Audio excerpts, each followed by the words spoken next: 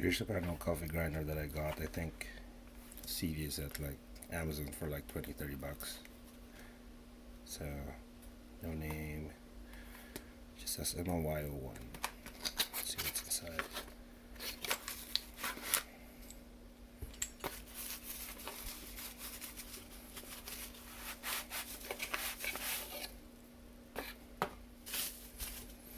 Get a case. I guess it's called Valtech. Brush. And the grinder. Guess you put it on like this.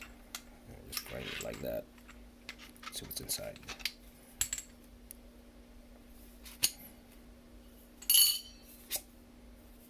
Oh, there you go.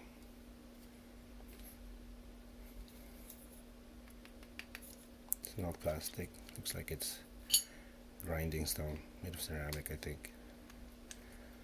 Oh, and this is like the how fine you want it to be ground or not.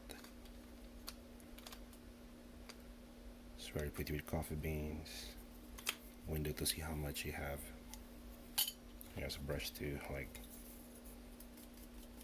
get everything you want.